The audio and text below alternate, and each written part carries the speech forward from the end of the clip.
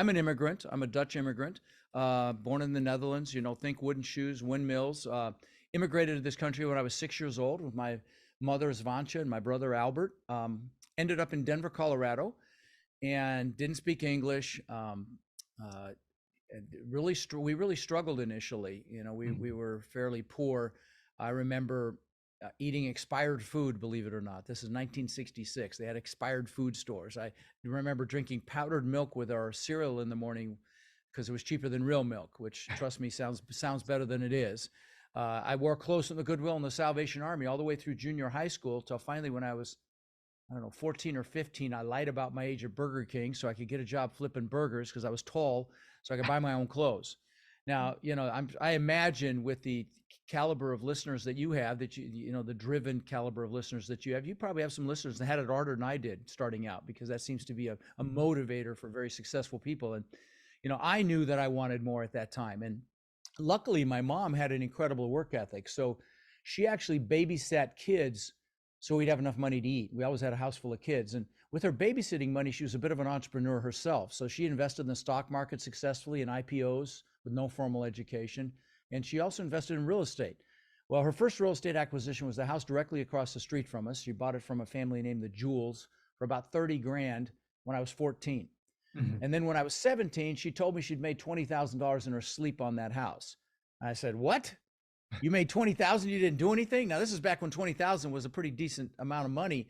Mhm. And I said, "Screw it, Mom. I'm not getting into college. I'm going to be a capitalist and go make money in real estate." So I got my real estate broker's license right when I turned 18, which you could do back then with education. They Yeah. got smart now. Now to have your own office, you got to have some experience. But I was going to be rich in real estate. Well, my first year in real estate, I made about 8 grand, still living at home. Second year, still living at home, made about 10 grand. But my third year, I made over $100,000, which back in 1980 was pretty decent money. So what Wow. happened between year 2 and year 3 that caused me to 10x my income?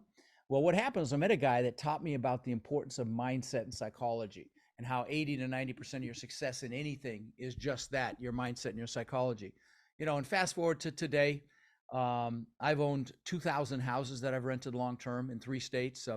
I own thousands of apartment units now. I've built 27 businesses. I don't call them failures when they fail. I call them seminars. And several of my businesses have been worth tens of millions. Most, however, have been spectacular, flaming seminars. But we fail our way to success, right? Yes. In fact, let's talk about that. In 2006, my net worth went up $17 million while I slept.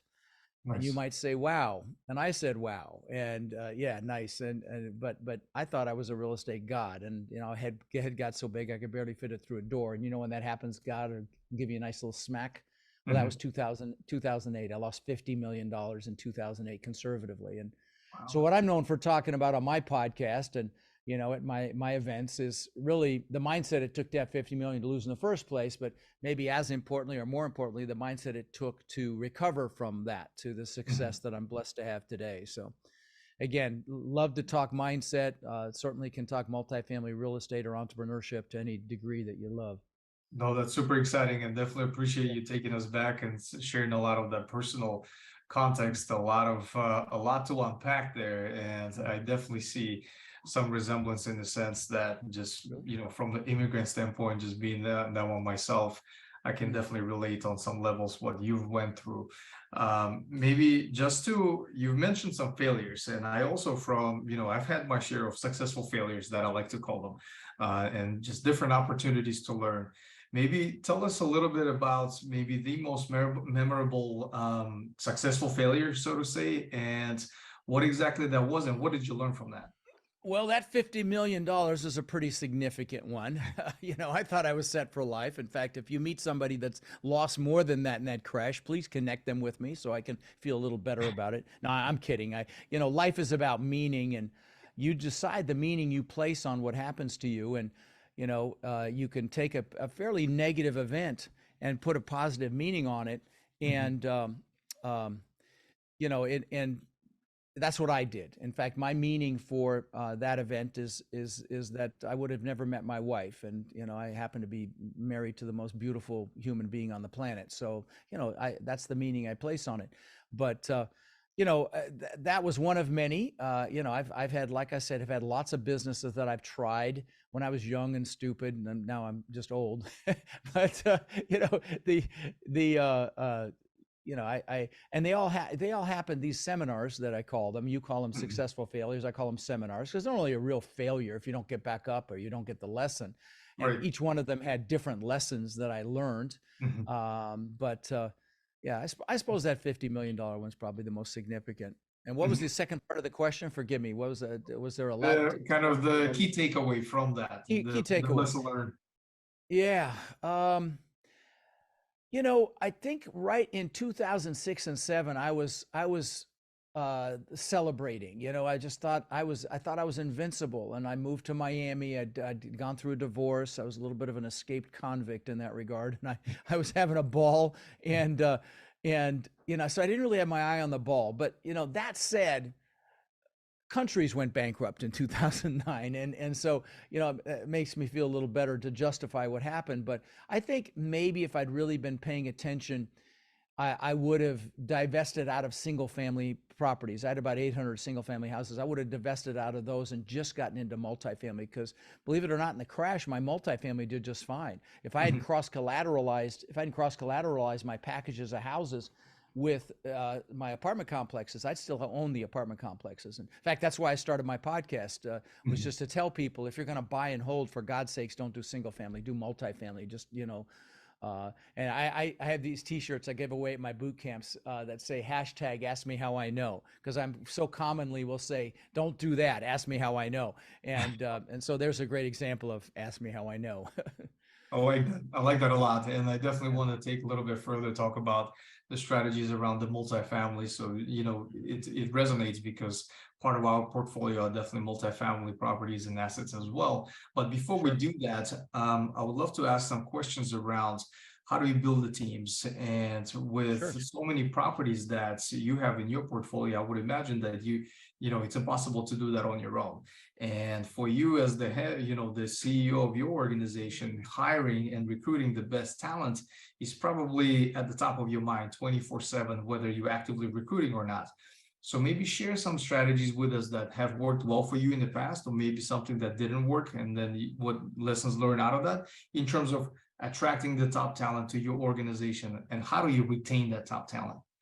Well, I can tell you, I have failed at that many, many times, and every business, as you know, John, is nothing but people and systems. And so, if you get the systems right, then you've got to have the right people. And I've digested so many resources about this. Who is a book I digested? What's another one? The Ultimate Sales Machine has got some stuff about hiring salespeople. I'm trying to think of some of the things that I've digested to learn this. And I'm in the midst right now of looking for a COO for one of my businesses, and you know, I am starting to evaluate and spend more time on personality profiles. So I'm looking at the DISC profile, I'm looking at culture index, I'm looking at predictive index, I'm looking at something called path. I don't recall the exact name, but there's Yep. all these different potential personality profiles that tout to they're the best and they can help you identify the personality that you're looking for. But one of the things that I do when I'm ready to hire somebody is, I clearly define what I'm looking for. I clearly define not just what I'm looking for, but also the outcomes that I'm expecting that position to produce. Uh, and and that's one of the things actually out of the Who framework. But you don't just outline what you're looking for. You outline what you expect of that role. And so that's been very helpful. And then like I said, I'm not going to profess to be an expert in this because I've made so many hiring mistakes over the years. I've literally hired hundreds in my various businesses, and Mhm. and a lot of them have made mistakes, and I've made some incredible hires as well. And so as to the second part of your question about culture, that's something we have a lot of fun with. I remember I had a litigation support company. We had about 60 employees, and I mean, we took that to a whole nother level. We had a CFO, which was a chief fun officer, and we would come up with, that person was responsible to come up with fun things that we would do. And examples would be, you know, decorating their offices for Christmas. And I mean, we had people that took it to a whole nother level with elevated train sets and trees and all sorts. I mean, it was just incredible what happened in that alone. And then remember the ice bucket challenge where people were throwing ice Mhm. on people. We got a dunking booth, filled it up with ice and water, and of course Rod's sitting on the getting dunked the first time on that. So you know, we would do things like that. We had a lot of fun. Just having fun in the office. And then another thing that we did that's been incredibly powerful is, you know, again, I'm known for mindset and psychology, is we do goals. We do personal and professional goals. And, you know, people really like to think about the things that they want in life. And I mean, I remember doing that for that company, and people were literally crying while we were doing the process because they Mm. just hadn't taken the time to think about what they wanted and why they wanted it. And so that's an incredible strategy to implement for any team, is to have them sit down and write down their personal and professional goals, and then even have some sort of an accountability framework that if you meet quarterly, you circle back to those personal and professional goals, and you hold people accountable. How'd you do on that?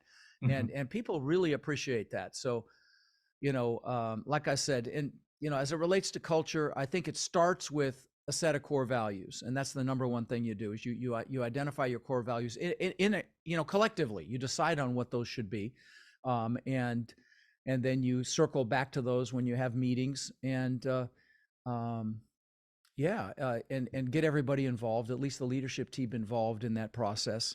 Mhm. And that's something I got from a book called The Rockefeller Habits.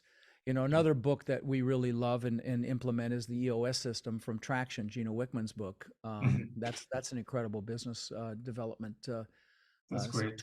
tool as well. Yeah. Right, and that's a great perspective that you just shared. And throughout some of your responses, one common denominator that I was picking up on is the importance of the mindset. And if you don't mind, maybe I realize how loaded of a question that is, but if you could share some critical components of what does it take to have the right mindset to build that framework for yourself, whether that's in personal or professional career, maybe share some of us your personal strategies when it comes to having the right mindset.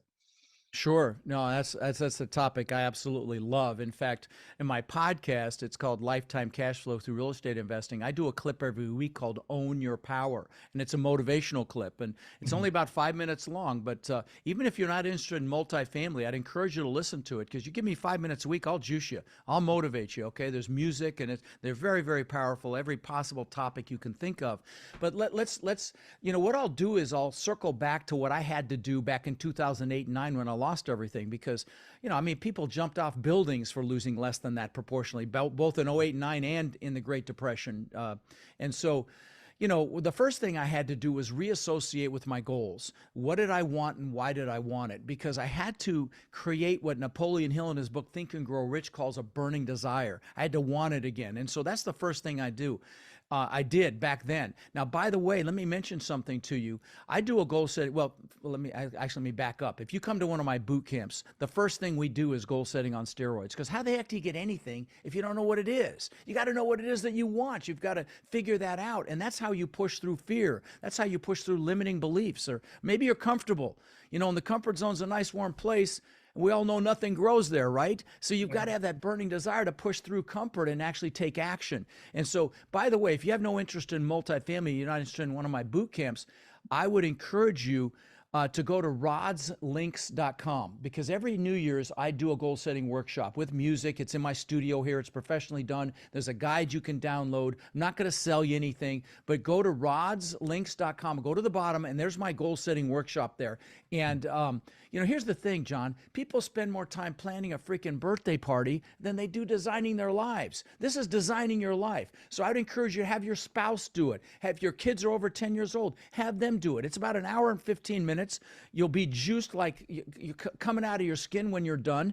And I'd highly encourage you to do that. So that's the first thing you do, is get aligned on what you want and why you want it. Then the next thing is you have to make a decision.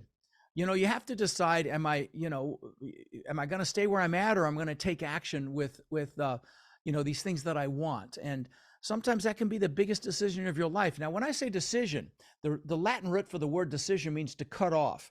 So, I mean, it's not a 1 foot in, 1 foot out, dipping a toe in the water sort of thing. I mean, when you make that decision, it is freaking done. In fact, a great analogy for a decision is if you're going to attack the island in battle, you're going to burn your ships because you're taking their dang ships home. Okay, that's a decision. All right, and so it starts with a decision, and then the next thing is you got to take the first step.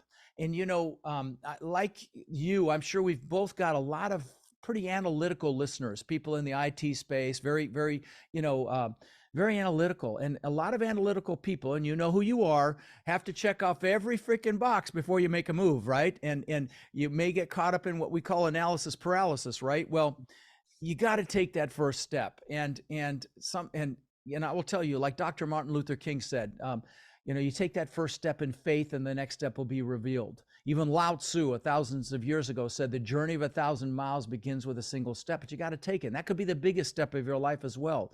And so that's the next piece, is you got to take that step. And then, I will tell you, there are a lot of other pieces in the multifamily space. You want to make sure you're playing to your strengths. Okay. So and there are a lot of different hats you can wear as an operator in multifamily. Now, certainly you can invest passively. I think you have funds that you do that in. We do as well. We have phenomenal deals ourselves. But you've got to, if you're going to be an operator and actually buy property or syndicate or whatever, again, there's a lot of hats you can wear. You can be the one that does the underwriting. You can be the one that finds the deals. You can be the person that builds relationships with brokers or investors and raises money like we both do, John. And so there's a lot of different things you can do, but here's the key. And I will tell you, I think this key applies to any business. Play to your strengths. They're your greatest assets. Don't try to build your weaknesses. Hire, align, or partner for your weaknesses, but you play to your strengths. And here's why. If you're playing to your strengths, first of all, you're going to love it, right? So when you love what you do, work is play. You never work another day in your life. Here's another important piece. If you're playing to your strengths and you love it, you're going to be passionate about it. And if you're passionate about it, you're going to have the ability to influence people. And influence is one of the most important pieces of any successful business. If you're going to influence your team to get behind you in multifamily, you're going to influence brokers, sellers, investors. So influence is critical. And when you're passionate, it's effortless because they can see you love it and you're going to be good at it because it's what you love. So that's the next piece, play to your strengths. The next piece I would talk about is limiting beliefs and fear. When I immigrated this country, I didn't speak English and I got thrown into school. Found out what bullies were for the first time. So I got my butt kicked occasionally. And then my mom, proud Dutch woman that she is, thought it'd be a great idea to send me to school in wooden shoes and those leather shorts the Germans wear for Oktoberfest. I think they're up here somewhere, aren't they?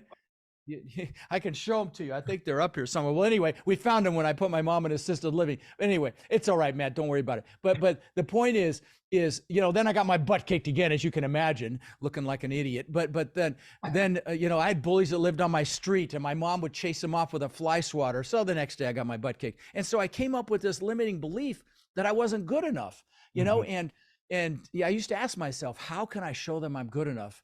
And so, a lot of people have limiting beliefs like that. And I'm going to tell you, if you're listening and you do, I would encourage you, when it pops up, pull it out into the daylight with your adult rational mind. Look at it, recognize that it's, there's a reason the acronym for belief systems is BS. It's because they are BS, okay? But you've got to consciously think about them when they come up.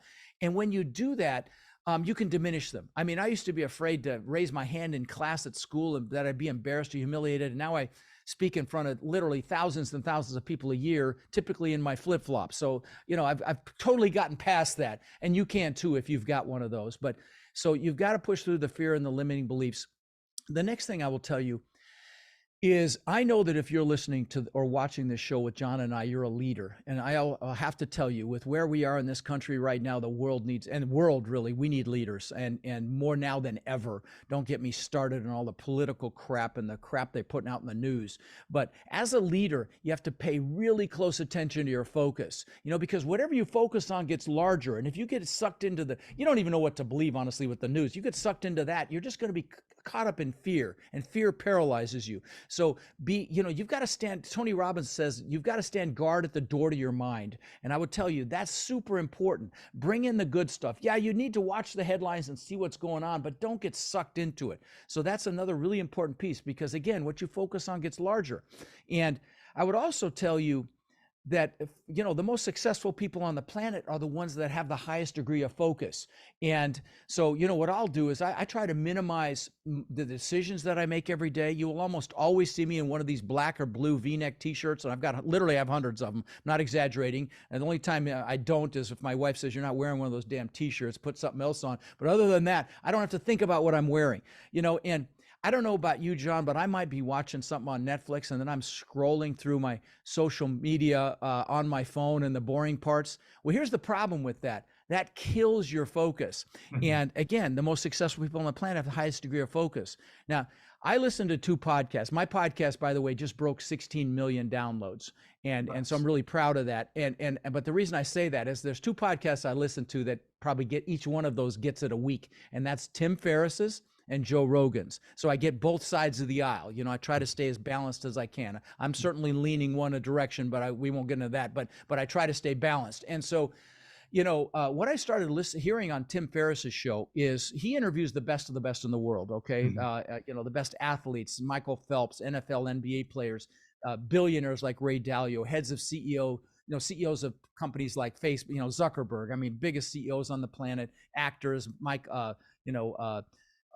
Arnold Schwarzenegger, Hugh Jackman, Ed Norton, you name it, Jamie Foxx, they've all been on the show. And I started to hear a pattern, John. They almost all meditate. What does meditation enhance? Focus, right? So focus is a huge piece. And I'll just give you one more. I know I've been blabbering for a minute here, but let me do one more. Okay, and that is peer group. Who you hang out with is who you become. You know this. You've heard it a million times. You are the sum of the 5 people you hang out with. Nothing could be further from the truth, okay? Like when I was losing everything in 2008 and 9, I was in Tony Robbins' Platinum Partnership. And there were people that were killing it. They were thriving in that crash. And they're like, get up, you puss, 50 million, schmillion, get up and make something happen. Is that who you want to be around when the what hits the fan, right? And I have to tell you, I actually think we're headed for some pain in this country, a lot worse than people may think. I'm a real bear. I think we're going to have some problems, and some significant problems. And that's why, again, focus and peer group is so important, so you don't get sucked into the fear, because with crisis comes incredible opportunity. People are saying it could be the greatest transfer of wealth in our history. So whether you believe it or not, I know there's still going to be opportunity. And certainly in my multifamily space, people with bridge debt are getting killed right now, so there's going to be opportunities there. But even if it's mild, there will be opportunity. But in my view, what I'm seeing, everything's going on sale. Businesses, different asset classes in real estate. And so what I would tell you, if you're listening or watching this, is, get up to speed immediately. Pick a vehicle and learn it right now. How are you going to capitalize on what's coming? If it's multifamily, get your butt to one of my boot camps. And in fact, if you'll allow me, I'll give your peeps a heck of a deal. I've got a virtual one coming up here. So I do a 2-day virtual boot camp. I don't sell anything there. And I'll give you a code. You can come for $47. So 16 to 18 hours of training, nothing being sold, and you can come for less than $50. Now here's what you have to do. And again, I don't sell anything. Now it will be drinking through a fire hose. I'm going to tell you that. Okay. I've never had a complaint I've had thousands of people attend. The only complaint, that's a lie. The complaint is people say the breaks are too short. I do 15-minute breaks every couple hours, but I teach every aspect of the business. And so if you go to rodslinks.com, you'll see the boot camp site at the top of my link tree. It's got all my social and everything there. And by the way, if you ever have a question about multifamily, you hit me on any social. I answer every single question. But the top's my boot camp site. Use the code John.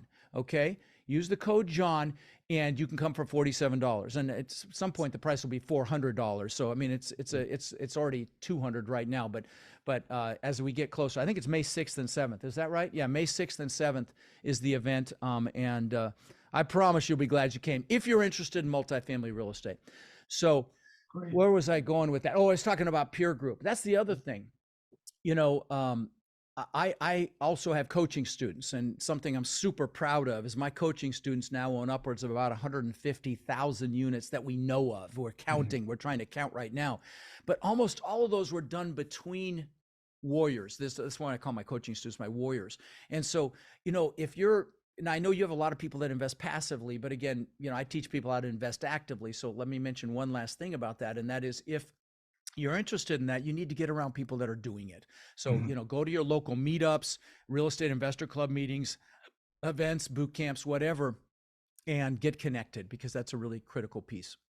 That's very insightful, Rod. And you mentioned Tim Ferriss's podcast, and as Yeah. you were talking about goal setting, I just finished one of his books, The Tools of Titans, where he talks about the instead of goal setting, another alternative effective exercise is to do fear setting, which was very interesting, where you Ah, identify a list of fears and you categorize them into specific sections where you accept that particular fear, and you mitigate it, you figure out strategy. What if that fear was to come alive, what would I do? And also the other one is, how do you actually prevent that from happening? So that was pretty interesting, that as you were talking about goal setting. let me add something. That's awesome. I love that book. And as part of my goal setting workshop, you Mhm. actually do your when you're doing your whys, I will have you do what happens if you don't do the goal. Right. What does your life look like? Who's no longer in your life? Whose life have you hurt? And it's very, very powerful, because people will do more to avoid fear than gain pleasure. And so Mhm. you use this as the leverage to get off your butt and make stuff happen, and it's very, very powerful. Absolutely. You also mentioned peer groups and the power of your network. Mm-hmm. One of the lessons that still comes to mind during my time at Harvard, I was talking to one of my professors and I asked him, I said, how do you get access to the folks that, you look up to, and they seem so unreachable? And one of the things that he had mentioned to me is, look, I have a podcast of my own, and that allows me essentially to interview folks that I look up to. And he's on the board of like Facebook and all other kinds of stuff. Wow. So that kind of triggered the light bulb in my head. And I said, look, if he's doing that, let me just try that out. And next thing I know, I'm interviewing folks like yourself and CTO of, CEO of Deloitte. But Right. that brings me to the further point of a question that I'm trying to ask is the power of networking. Maybe share some of the strategies. Obviously, you're very successful and you host the boot camps and you talk a lot about the mindset and the goal setting. But Yeah. what has helped you personally to expand your network, or maybe even solidify the network that you already have, and some of the strategies that really help you succeed in that? Same thing you just described, buddy. I mean, I've got, I'm at 16 million downloads. I've had some big players on my show, and like you have, and it's been an incredible resource in that regard. I actually formed the largest multifamily mastermind on the planet. There's about 16 billion in assets on Wow. it from people that I've interviewed on the show, Mhm. and so for me personally, that's been an incredible vehicle for me. Now, I teach people how to network at my live events. We just had a student event literally this last weekend. I had almost 300 of my students, my warriors in Sarasota Wow. here, at an event, and we do deep dives on underwriting, things like that. But the biggest reason for that is when we discovered about 3 years ago that our most successful students are the ones that are the most connected inside our warrior community. We're like, how do we facilitate that? So we started sending them people that live near them, and we do little speed dating to get them together. But then we start doing these warrior events, and they're just extraordinary. So I make people get up and I tell them, if you're introverted, you're going to have 5 seconds of courage, and you're going to go shake hands with people, and people rave about it. And it's just so critical. And so we divided them up geographically, because I've got 100, over 1,400 students all over the country. And so we divided them up geographically. It was just very powerful. But the thing that I shared with them is about networking is it's not about, in that case, it actually is about quantity, because I try to get them to meet everybody in the group, and there's typically 30, 40 people. But normally, if you go to an event, don't make it about quantity, make it about quality, because you're building deep relationships. The deeper they are, the more powerful they're going to be. So, this was an exception with these warriors, because I wanted to meet them all. And then I told them, listen, connect, get, contact information from everybody. But is your work done now? No. You're going to follow up this week and next week, and you're going to have Zoom calls and start building these relationships. So, but also, and this is something I suffer with as well, don't be the person that looks over their shoulder looking for the next person. Give them your total focus. In fact, Tony Robbins is a master at this. I've seen him do this, where he'll be talking to someone. There could be 3,000 people waiting, and he looks them right in the eye, and it's like everybody else falls away. And And it's incredible when you have that kind of a connection. Of course, read the book How to Win Friends and Influence People, and focus on asking questions, letting them talk, and they think it's the greatest conversation they ever had because they're doing all the talking, right? But the premise is, have a sincere interest in the people you're talking to, and they feel that, they enjoy it, and that's how you build those connections in networking. Absolutely. That makes a lot of sense. And one thing to add to that is something that actually helps me from a perspective of networking. Yes, you and I have the podcast. When we have the platform, it's may sound a little bit easier for us to get access to folks. But at the same time, I try to focus on the value that I can bring to the individual that I'm looking Same at, here. up to. And the same thing is, when you're trying to win a deal, or it's a very competitive investment opportunity, my immediate knee-jerk reaction is to talk to the CEO, talk to whoever is the deal provider, and identify areas where I can actually bring the value from that perspective. So that makes a lot of sense where you're talking about that you teach your students. Before we started recording, what's the first question I asked you? I said, Yeah, "How can I add the most value to you and your peeps?" 100%. Listen, I have lived by that motto, and that's why I've been so, please know Yeah. this is not ego, but I've been incredibly successful because I focus on adding absolutely the most value I can. I've written about a dozen books about the multifamily business, that all of them which I give away for free, and some of them are 200, 250 pages. And that has served me very, very well. And I also, I bring Tony Robbins up a lot because I spent 20 years following him around the planet. But one of the things he talks about is, he calls it kanai. It's like the Japanese version of kaizen, which is constant and never-ending improvement. And that's one of our catchphrases in my organizations, is how do we make it better every single time? And we seek out critical feedback. If you Yeah. come to my boot camp, which, by the way, if you're interested in this business, you're crazy not to, just respectfully, okay?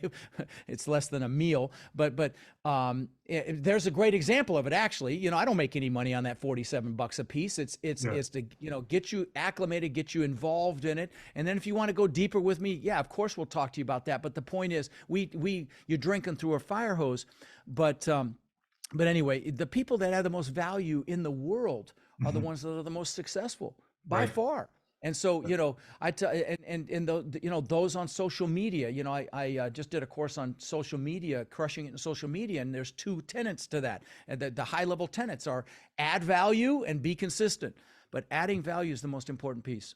Yeah, absolutely. And you've mentioned the concept of continuous improvement, and a quote that Yeah. comes to mind immediately is within the lines of honor those who, continuously seeking truth, and beware of those who have found it. So that's very interesting perspective Nice. that you add Nice. from the webinars and all of the boot camps that you host. Obviously, that's a great testament of kind of you paying that forward and you sharing that knowledge, being very generous with that. Makes a lot of sense. I love it. That's why, again, when you love what you do, right? Absolutely. So I want to spend a couple of minutes looking into the crystal ball of Rod, and Mm, with everything going on in the current market conditions, and just me being in venture capital, I'm in risk mitigation business, and sure. diversifying as much as possible. And Sure. especially with the current news about the SVB bank that's impacted just venture capital alone, because all and our and the capital, other one, and Republic, and there's like all of three, those guys. two out, and one that's in big trouble. Yeah, it's Exactly, crazy. 100%. So a lot of different indicators, a lot of different things that we're hearing. Just from your personal perspective, what are some of the things maybe you're avoiding these days when it comes to investing? And Yep. maybe on the contrary side, what are some of the assets or opportunities that you're mostly excited about? Good question. Good question. Well, I am avoiding C class assets right now. And there's A, B, C, and D. A is brand new. D is the hood, right? And I always avoid D. I didn't when I was young and stupid, and I could tell you stories there, but I won't digress. But I avoid C now. Here's why: only because that's the demographic that's getting killed by all this stupidity at the White House, this inflation and spending money and making it worse. And you can't make this stuff again. Don't get me going down that rabbit hole. But the point is that's the demographic that's getting killed by the price of food and gas and everything else. And so, I think those assets are going to suffer. We're already seeing it a little bit. And so, I'm kind of making a flight to quality. And so, like right now, we've got I think we're going to go under contract on a beautiful A-class asset in Louisiana. And typically I'll buy a B asset and that I can in an A area that I can convert. This one happens to be, just a bring to market scenario. We're not going to have to do a bunch of capex in this asset. It's just a screaming deal. And so I'm praying, knock on wood, that we get it. We're talking to the seller at 3 o'clock today, so in short order here, and so we'll see if we get it. But that's one of the things I'm doing, as my investment strategy has evolved because of the current economic environment. Of course, we are much more conservative. Now, listen, I'm conservative anyway. You lose $50 million, you'd be a freaking moron not to become more conservative. But even now I'm even more conservative because of what's happening. And so, we're really doing more break-even testing. We're being much more conservative on our exit cap and our exit interest rates. Really ramping those up. We're generating a lot more operating reserves than we ever have. We already did quite a bit, but we're expanding that. And so, again, just treading carefully. And I'm teaching this to my students as well. Now is not a time to be aggressive. It's a time to be conservative. But I do believe exponential opportunity is coming. And then, people ask me, well, should we wait to buy? Well, no. If the numbers make sense, like I say, I'm about to go under contract on a deal right now. If the numbers make sense, the beautiful thing about multifamily is it's empirical. It's primarily numbers. You get the numbers right and you ask all the right questions, and it's kind of hard to make a big mistake. But I think there's going to be some exponential opportunity. Like I said, these people that took out bridge debt, adjustable Yeah. rate debt, a bunch of them are dying right now. They're getting their clocks cleaned, and so, Yeah. you know, yeah, That's unfortunate. That's unfortunate. yeah, And I like what yeah, you mentioned from just being extremely conservative with your numbers, with your projections, with the assumptions that you're making, and also yep, focusing on maybe more aggressive reserves at the end of the day, because with absolutely. everything that's happening, we're not sure where things going to go at the end of the day. But the multifamily asset class is always very interesting. It's actually Uh, representing a good portion of my eh, eh, portfolio as well. And you mentioned high quality, the B's and mhm. C, the A's of the category. A's and B's primarily, and I won't do a C area. I would do a C asset in a B area if I Right. could reposition it to a B, but I wouldn't do a C area right now. Mhm. But no, Yeah. I think it's important, and again, it's not a time to be out there fast and loose. And I think we're gonna as this market tightens, if it starts to impact occupancy, we're gonna see some of these brand new wet behind the ear operators that that haven't been through a downturn Mhm. have some pain. Absolutely. We're spending a lot of time with my students focusing on KPIs and Mhm. really monitoring what's happening and being very, very uh, diligent Diligent. I like that. in your oversight. So Yeah. yeah, Which is also a great time to essentially tighten up all of your operations and all of the procedures you have in place because of such a yep, great timing, not at the end of the yep, day, not to sit yep, and wait, but also yep. look at everything that you have in operations, get leaner, get faster, get better on all of the things that, Proactive. well, Yep. proactive, exactly. Proactive. Yep. Absolutely. My mastermind is meeting right. I'm going to Japan tomorrow actually for 2 weeks. But right, my mastermind's meeting like a week and a half after that, and that's going to Mhm. be one of the biggest topics. Is Yeah. getting into cash, becoming liquid, Mhm. really monitoring your KPIs, and just buckling down and really Mhm. operating carefully. I mean, the thing of it is, if you were an operator these last couple of years, you could fog a mirror and make money.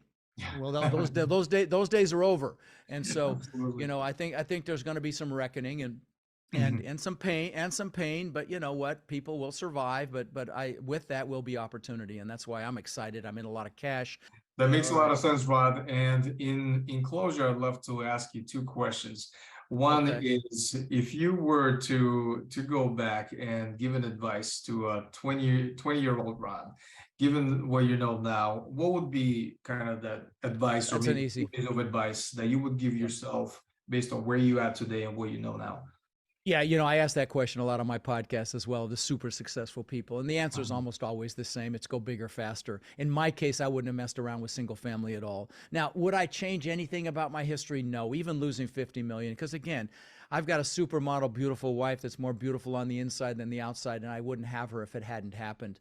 But that's my answer is Mhm. I wouldn't have messed with single family. And you mentioned multifamily being a good asset class. I think it's the best asset class. Okay, when 08 and 9 happened, rents exceeded pre-crash levels in less than 3 years. When Mhm. COVID hit, Retail didn't get help. Office didn't get help.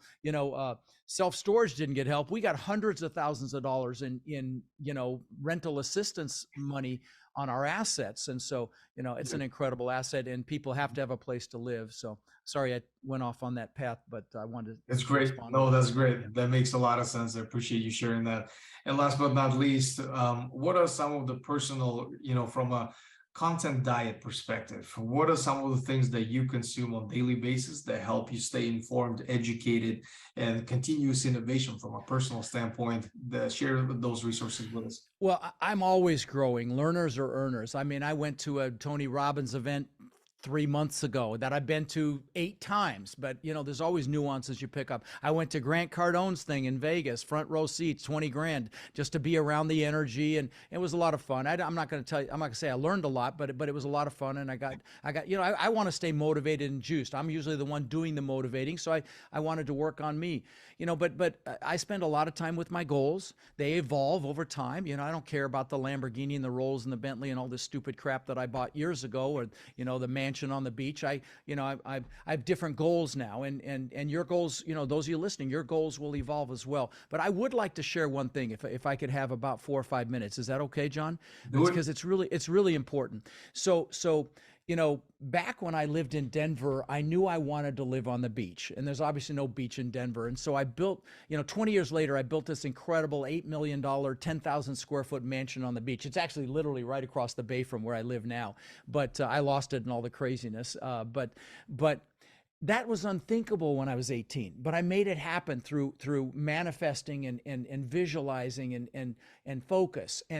That's not the story. I want to share what happened. So 2 months after I moved into that mansion, I'm floating in the pool at night. Okay, so here, just a timeline again: 20 years to get it. That's how long it took me. 2 months after I moved in, I'm floating and I'm looking up at this testament to my ego, which is really what it was. It was to prove the world I was good enough.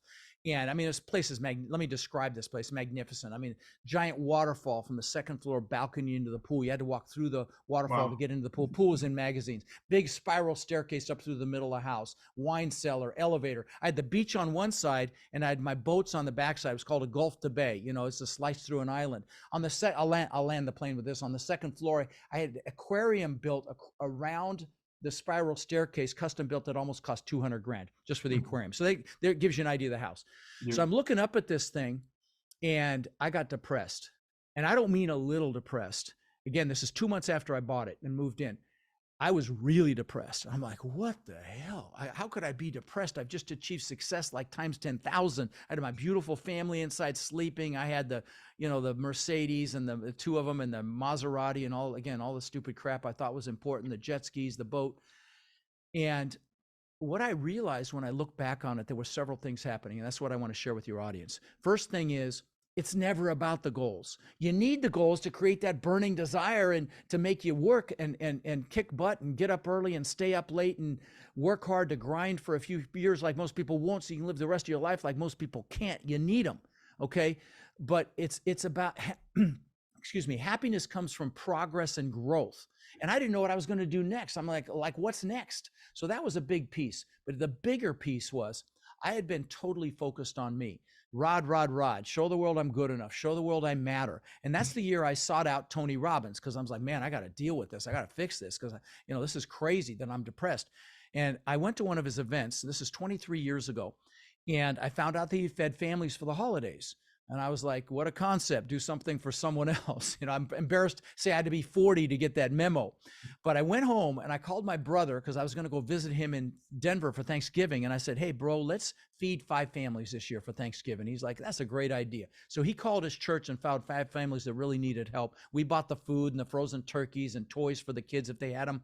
The third family changed my life, John. I get it. We go up to this row house is really what it was. It wasn't even a 1-bedroom. It was a crappy 1-bedroom, because you had to walk through the bedroom to get to the kitchen.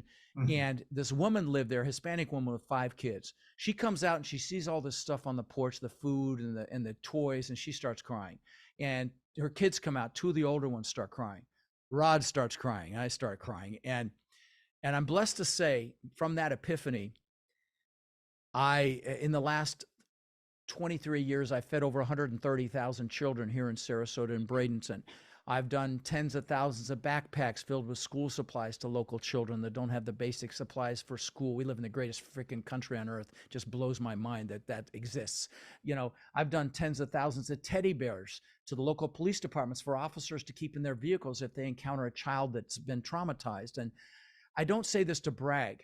What I say is, for those of you that are listening, if you're not giving back right now, you need to immediately. Tony Robbins calls it the science of achievement versus the art of fulfillment. Achievement's a science. If you want to learn multifamily, get your butt to my boot camp. You'll learn it, okay? But fulfillment is an art, okay? And so you've got to figure out what juices you. For me, it's kids. Maybe for you, it's the environment, animals, the elderly, whatever it is. Give back right now.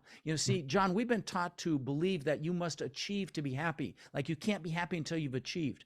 But if you are giving back, you're happily achieving. And I know it's a play on words, but it's an important one. So, you might be saying, yeah, you have money, you can do it. Well, I'm going to tell you, if it, whatever you want, you give. And if you want money, you give money, or you give of yourself, and it comes back to you 100-fold.